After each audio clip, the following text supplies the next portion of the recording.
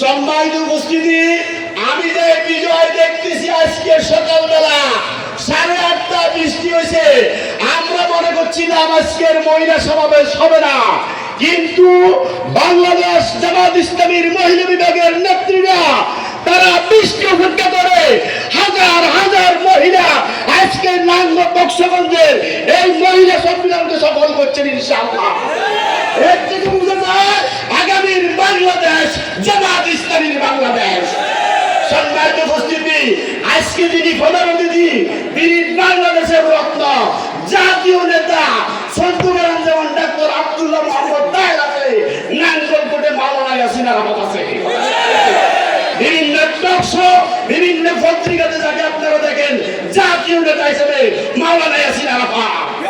সম্মানিত উপস্থিতি, বাংলাদেশ জামাত ইসলামী এমন এক প্রার্থীকে মনোনীত করেছেন যে প্রার্থী ইসলামী ছাত্র শিবিরের দুইবারের সভাপতি ছিলেন। কথা ঠিক না বেঠিক? তিনি সারা বাংলাদেশে আসছেন। এমন নেতা পেয়ে যদি আমরা হাতছা করি, তারা আমরা কিয়ামতের দিন আল্লাহর কাছে জবাবদিহি করতে হবে। কথা ঠিক না বেঠিক?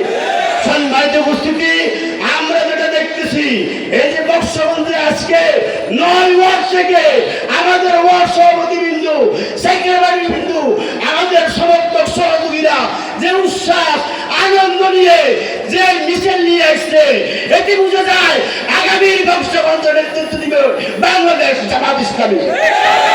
সম্মানিত উপস্থিতি, তারা আমাদের নিবন্ধন বাতিল করছে, তারা আমাদেরকে নিষিদ্ধ করছে 1 আগস্ট, 5 আগস্ট।